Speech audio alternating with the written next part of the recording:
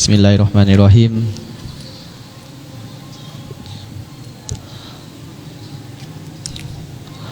Assalamualaikum warahmatullahi wabarakatuh.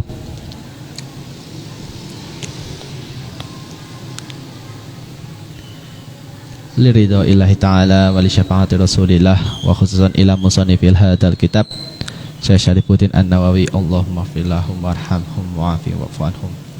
Al-Fatihah. A'udzu billahi minasy syaithanir rajim. Bismillahirrahmanirrahim.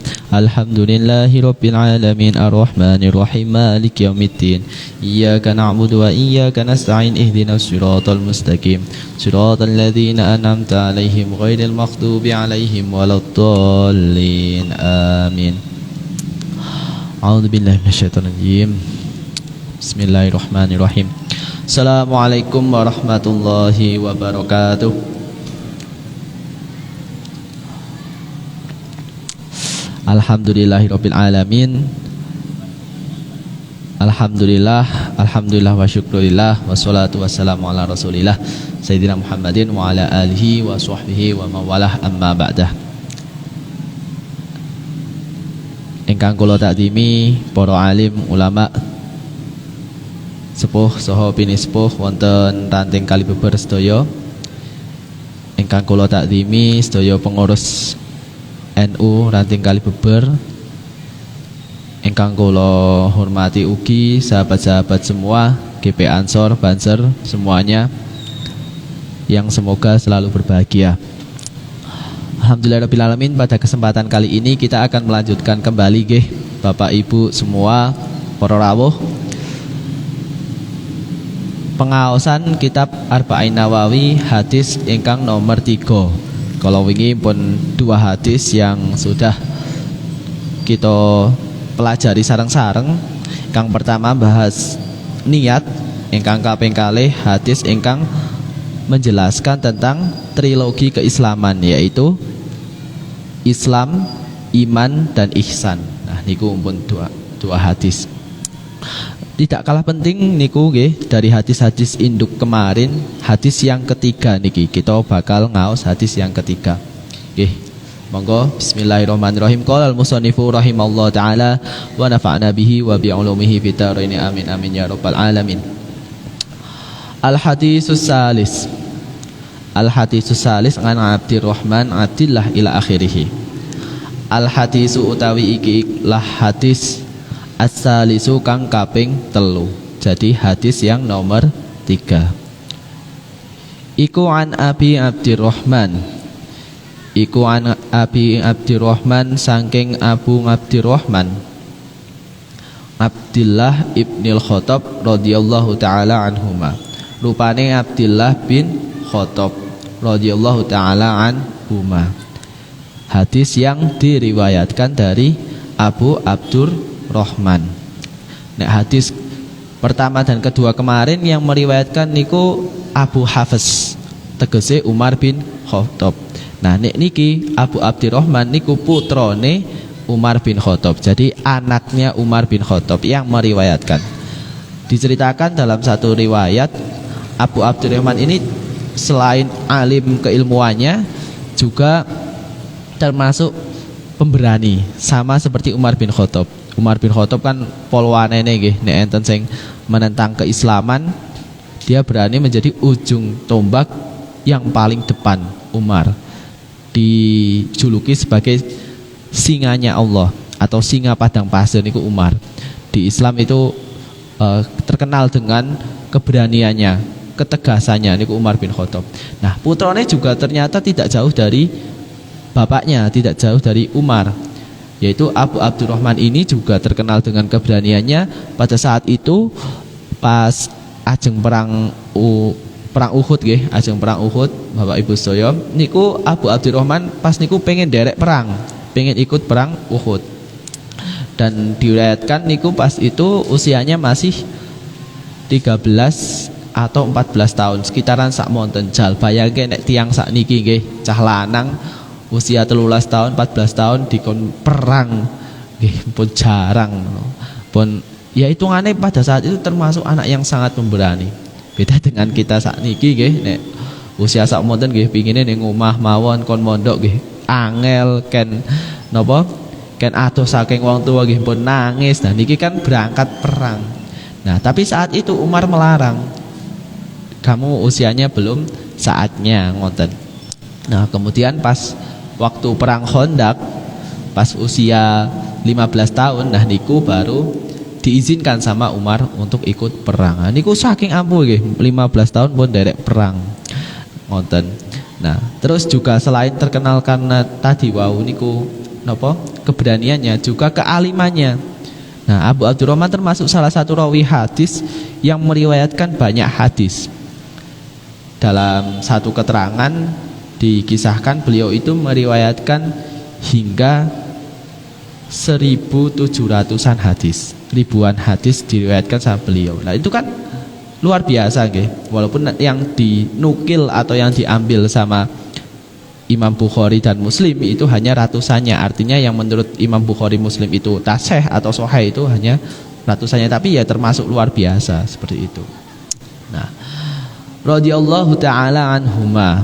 Nah, kenapa kok mboten radhiyallahu taala anhu, kok anhuma? Nah kan huma niku kan nek wonten napa dhamir nggih, isim dhamir niku kan dia bermakna kalih. Nah, wong sing riwayatke Abu Abdurrahman kok sing di radhiyallahu taala, semoga Allah memberikan keridhaan, di situ kok dua. Nah, ternyata karena anak dan bapak itu sama-sama Islam. Umar bin Khattab Islam, Abu Abdurrahman Islam. Jadi radhiyallahu taala anhuma niku pun ada di dalam kitab kuning kados niku. Nah, sama ada ketika ada 3 keturunan anak bapak putu Islam ya. Ketiganya radhiyallahu taala anhum kayak gitu. Atau lebih dari itu ada banyak seperti itu. Jadi untuk menghormati ayahnya juga yang merupakan Islam atau Muslim dan mukmin. Qala wis ngendika sinten Abi Abdurrahman, sami'tu krungu sapa ingsun Rasulullah ing Rasulullah sallallahu alaihi wasallam. Nah, niki tambahan malih.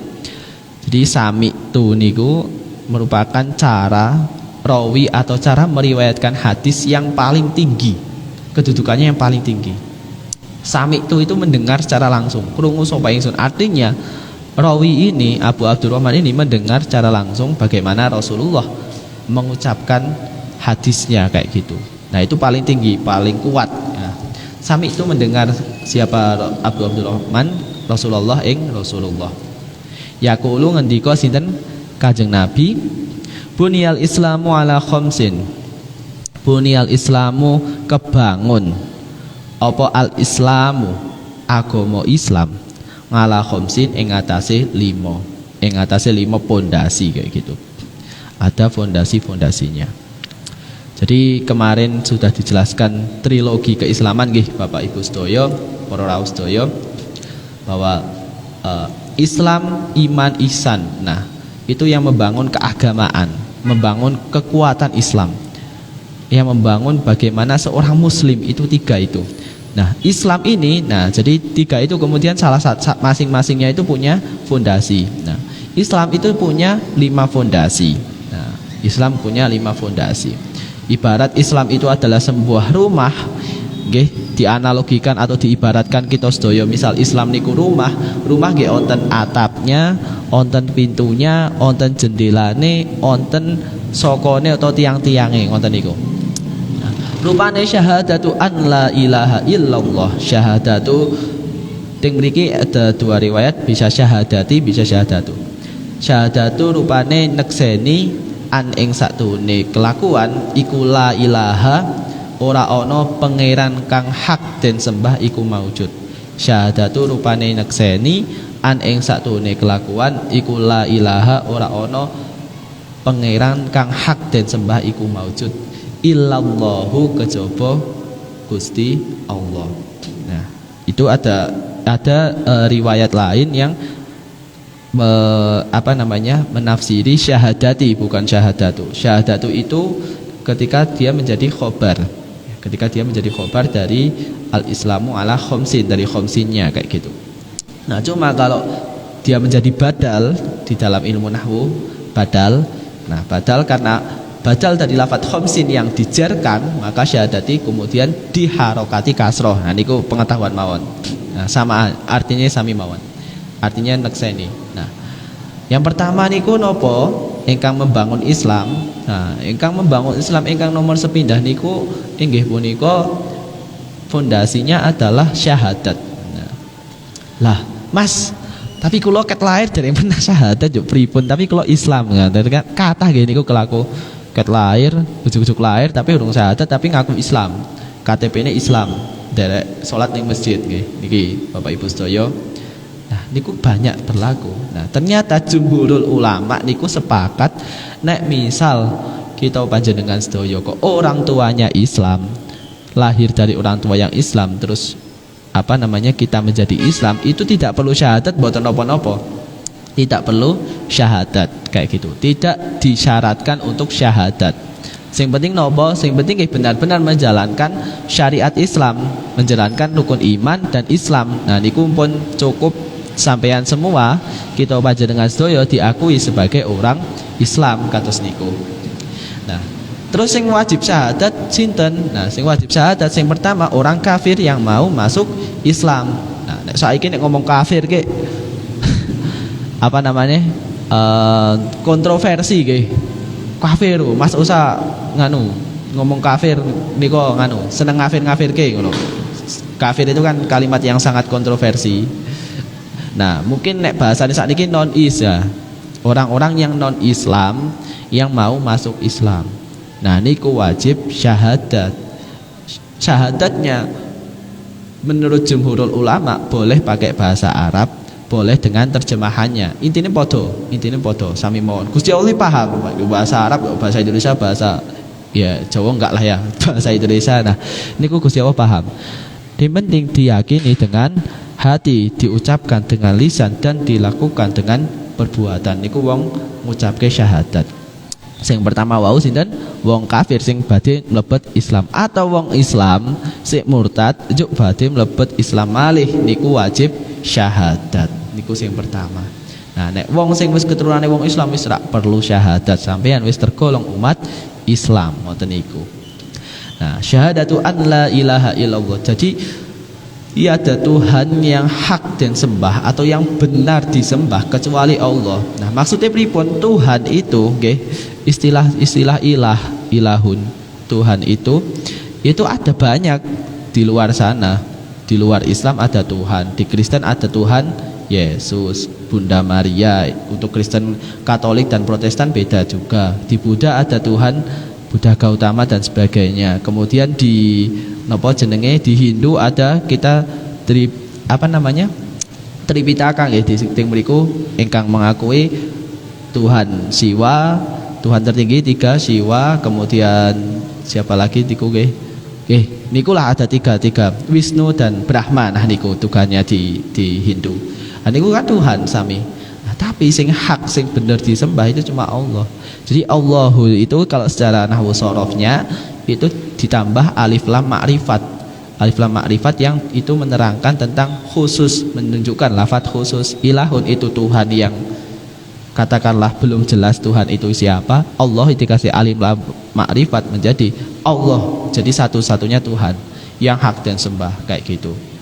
Nah, dan itu enggak nganu, lafadz ini pun juga ketika kita berbicara di surat Al-Ikhlas, qul huwallahu ahad Allahus somad lam yalid walam yulad walam yakul lahu kufuwan ahad.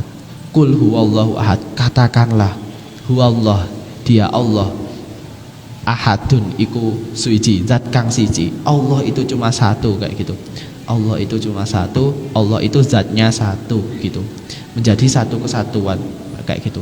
Allah lam yalid walam yulad, tidak beranak, tidak pula diperanakkan kados niku. Jadi nek sampeyan enten ngaku-ngaku saya anak Tuhan, saya anak Allah. Nah, apa meneh ngaku nabi kok anake Gusti Allah, ya iku pun salah. Nah, terus di agama Kristen pripun Mas Osa niku kan enten nabi ibu, nabi bapak, sama nabi anak kados niku. Nah, niku pripun? Nah, itu kepercayaan mereka. Nah, ketika mereka tidak menyinggung kita, ya kita nggak perlu menyinggung mereka kan. Lakum dinukum waliyadin. Setiap agama punya Tuhannya masing-masing, setiap kepercayaan memiliki keyakinan masing-masing. Ya, kita toleransi di situ. Tapi di Islam itu final bahwa Allah satu-satunya Tuhan. Iku penting nggih. Terus wa anna Muhammadan lan sak temene Kanjeng Nabi Muhammad iku Rasulullah utusane Gusti Allah. Nah, niki napa namanya? Menimbulkan pertanyaan malih lah. Utusan-utusan Allah kan kathah Mas Usa. Nabi sing wajib diketahui nggih dalam satu kitab niku ada 25 kados niku. Bahkan nek dalam kitab yang lainnya disebutkan ada ribuan ting mriku, tapi yang wajib diketahui 25 nabi dan rasul kados niku kan ada lagunya. Nah, tapi ketika syahadat, karena itu menjadi pintu keislaman, pintu masuk keislaman, itu Nabi Muhammad yang harus disekseni atau diyakinkan, atau kamu harus bersyahadat mengakui Nabi Muhammad utusannya Allah. Kenapa Nabi Muhammad? Satu, Nabi Muhammad itu merupakan sempurnanya piro-piro nabi.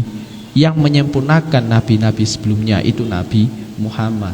Yang kedua, Nabi Muhammad itu merupakan makhluk yang pertama kali diciptakan oleh Allah dalam penciptaan dunia, bukan maksudnya dalam penciptaan dunia seisinya, alam semesta itu Nur Muhammad itu yang pertama. Nur Muhammad itu diciptakan beratus-ratus ribuan tahun yang lalu, wujudnya menjadi manusia yang sempurna Nabi Muhammad baru. Ya setelahnya, jauh setelahnya, setelah nabi-nabi sebelumnya itu Nabi Muhammad. Nah, Nabi Muhammad utusannya Allah. Nah, ketika kita ngomongin Nabi Muhammad, bahkan kados dene napa jenenge Abu Lahab. Abu Lahab itu kan pamannya Nabi. Pamannya Nabi itu wa anna Muhammad, dan dia mengakui kehadiran Nabi Muhammad atau mengakui kehadirannya Muhammad, bahkan ikut senang di situ ketika Nabi Muhammad lahir. Tapi tidak mengakui Rasulullah, tidak mengakui Nabi Muhammad sebagai utusannya Allah, mengakui Nabi Muhammad sebagai manusia, sebagai sepupu kayak gitu, sebagai pedagang yang sukses dan sebagainya. Tapi nggak mau mengakui Nabi Muhammad sebagai utusannya Allah yang menyerukan ajaran agama Islam. Karena Nabi Muhammad punya banyak sosok.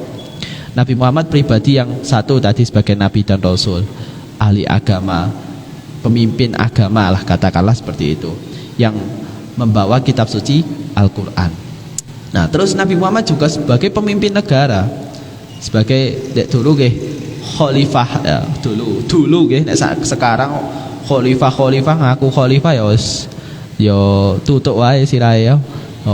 Sekarang kok meh ngedeki khilafah, orang yang dipanggil khalifah itu cuma dua kok, cuma Nabi sama Abu Bakar.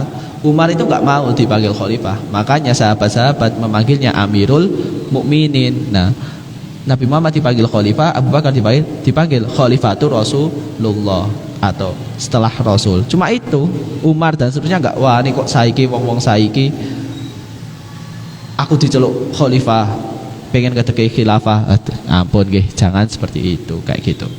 Nah, mengakui Nabi Muhammad sebagai Rasulullah. Wa iqamis shalah lan jumenengake salat. Jumenengake di sini bukan hanya menjalankan tapi menjumenengkan, mendirikan itu mengistiqomahkan. Artinya salat dijalankan secara terus menerus 5 waktu itu. 5 waktu ini pun dinyangke nggih, pun dinyangke kalih Rasulullah niku asline nggih. Dalam satu riwayat 50 waktu niku asline sehari. Coba kita panjenengan bayangke sing nggih nyuwun sewune, kita nek salat tarawih kadang sing 20 rakaat tok wis pegele boyoke wis pengen ndang ngopi, pengen ndang ngombe kados niku nggih. Napa meneh nek kita salate 50 waktu. 50 waktu nek ben salat katakanlah 4 rakaat, berarti 200 rakaat dalam sehari. Kados napa niku sing wajib, belum nek enten salat sunah dan sebagainya. Nah niku jadi Nabi Muhammad ki pun pol mikirke umate kados niku. Pas Isra Mi'raj kan sama napa jenenge? Sama Allah saat itu negosiasi negosiasi sama Allah nego sama Tuhan. Nah ngoten Ya Allah, pripun nek misal umat kula mboten kuat nek salat kathah kados ngoten, dikurangi, akhirnya menjadi 5 rakaat dan itu dibantu sama beberapa nabi, Nabi Ibrahim, kemudian Nabi Isa di langit sana, diriwayatkan seperti itu. Nah, niki dijalankan. Nah, ampun kok napa sing penting salat wajib 5 waktu dijalankan. Wonten nggih wa iqamis salat. Nah, nek salat sunah nek saged dijalankan nggih sae. Nek kula riyen teng pesantren saking Pak Yai Haji Nasrul Arif niko menyampaikan di pesantren, santri-santriku kabeh nek iso ning omah karo ngelanggengke salat sunah. Lah ngopo kok ngelanggengke salat sunah? Jadi salat sunah itu ibarat nek salat wajib niku sarung sampean. Nah, sarung itu kan kadang bolong-bolong. Nah, salat sunah iku sing nembel bolong-bolong niku. Jadi kok misale dilalae ting salat wajib niku enten, maksudnya kita merasa kurang khusyuk, merasa diragukan sahnya dan sebagainya, ada sholat sunnah yang menyempurnakan. Nah, kok nek wis biasa ke sholat sunnah, khususnya sholat sunnah rawatib niku sholat wajib niku bakal terus langgeng. Maksudnya semales-malesnya kita, Pak Yai ngendika ngoten riyen, sak males-malese dhewe pas ning omah kok ninggalke sholat, yo sing ditinggalke ming sholat sunahe. Jadi sholat wajib udah nggak pernah ketinggalan karena kita sudah membiasakan. Nah, niku penting.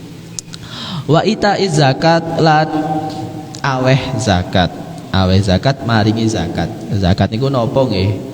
Bondo nggih, bondo kelebihan harta yang diberikan kepada orang-orang mustahik zakat, orang-orang yang berhak menerima zakat. Ora juk wong-wong sak karepe nggih mboten. Nah, zakat itu kepada mustahik zakat.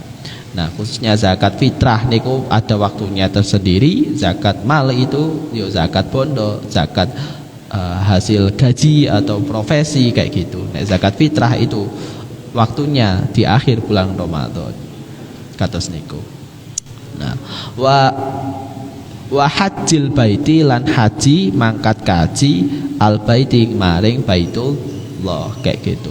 Haji itu dikatakan artinya itu adalah tilik atau ziarah, atau ya haji itu sama kayak tilik. Sebenarnya kan haji di situ kan ke Makkah dan Madinah. Makkah itu di napa jenenge di Ka'bah, Madinah itu di Masjid Nabawi, di situ ada makamnya Rasulullah kayak gitu. Nah, hajil baiti di sini ditambahkan bagi orang-orang yang yang punya kuasa atau yang mampu kayak gitu, diwajibkan bagimu haji bagi yang mampu. Wa shaumi ramadhana lan puasa ramadhana ing wulan Ramadan. Nah, niki sing kita sedaya tindak lampahi sak menika nggih. Setiap tahun kita menjalankan puasa 30 hari dan niki menjadi napa jenenge fondasi puasa niku. Ya kayak di dalam Al-Qur'an disampaikan ya ayyuhalladzina amanu kutiba alaikumusyamu kama kutiba alal ladzina min qablikum la'allakum tattaqun. Puasa niku nggih diwajibkan bagimu sama seperti umat-umat sebelumnya. Umat-umat sebelum umatnya Nabi Muhammad itu juga menjalankan puasa.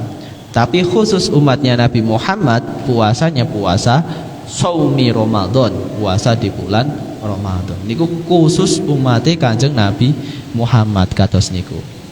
Nah, puasa Ramadan ini saking ditekankannya niku setiap amaliyah kebaikan yang dijalankan di bulan Ramadan, dijalankan di bulan Ramadan itu bakal ditekel-tekelake, bakal dilipat gandakan.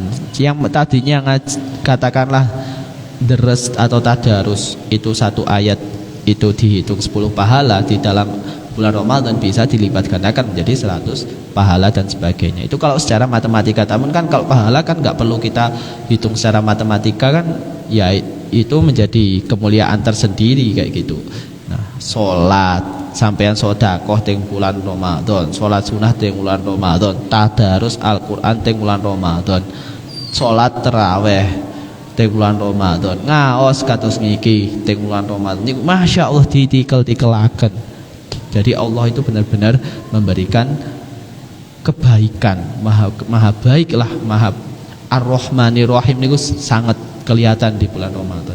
Dan sebaliknya amaliyah-amaliyah yang maksiat atau amal-amal buruk kita, itu pintu pengampunan Allah selalu terbuka, apalagi di bulan Ramadan. Jadi pas Ramadan ini monggo kita sareng-sareng untuk akeh istighfar, diakehi le napa jenenge nyuwun ngapunten kalih Gusti Allah. Jadi kan kita kan sebagai manusia ada hablum minallah, ada hablum minan nas. Nah, hablum minallahnya ini pas bulan Ramadan ini dibuka banget.